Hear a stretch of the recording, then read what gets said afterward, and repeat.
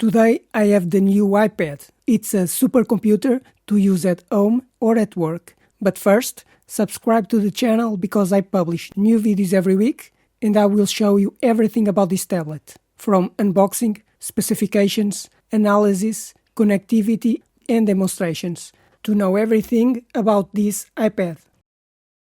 Let's open this iPad box to see everything that's included in the box.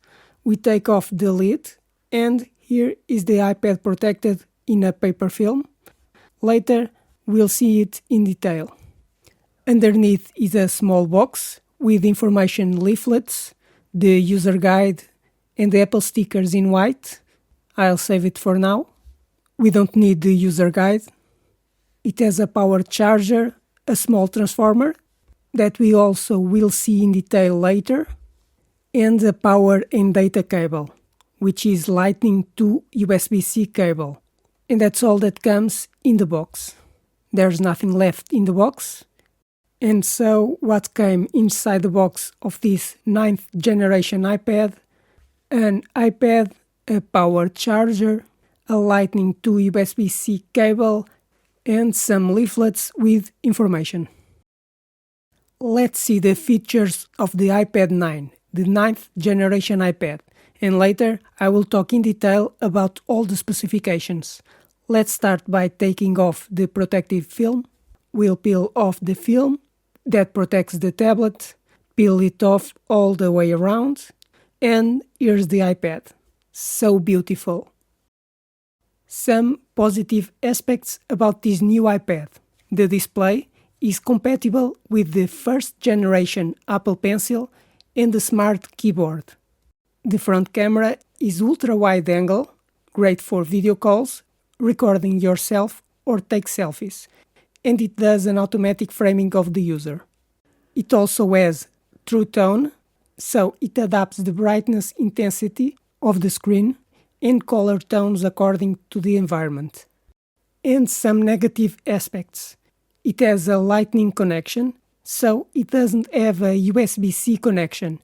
The memory is not DDR5. It does not have an M1 or M2 processor, does not record 4K video. It can only be bought in two colors, space gray or silver. It could have a variety of colors, more vibrant and happy colors. It doesn't take pictures in RAW, which would be good for photographers. And the slow motion doesn't record at 120 FPS in high definition. Let's see in detail the technology specifications of this new iPad. About the technology, it has the processor A13 Bionic with neural engine, with storage up to 256 GB, 3 GB of memory, Wi-Fi, Bluetooth and cellular connectivity, a 10.2-inch screen with a 32 watt-hour battery for an autonomy of 10 hours using Wi-Fi.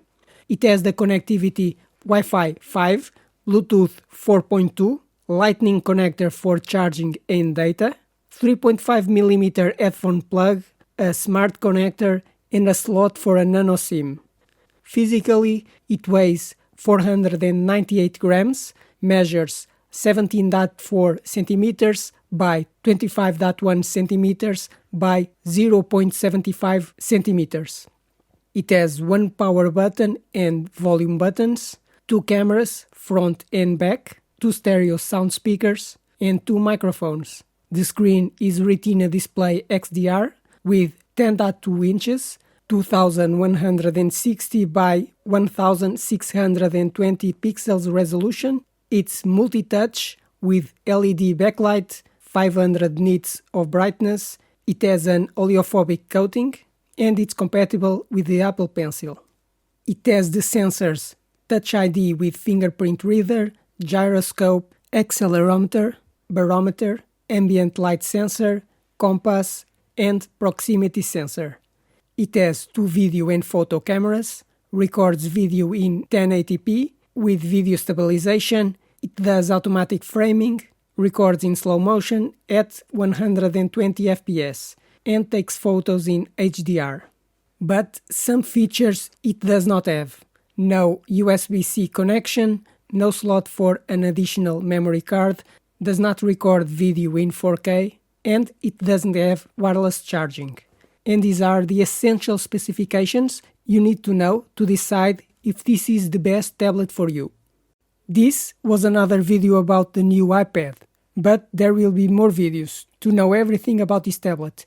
Now, subscribe to the channel because I post new videos every week, like the video, and if you have any question, write in the comments.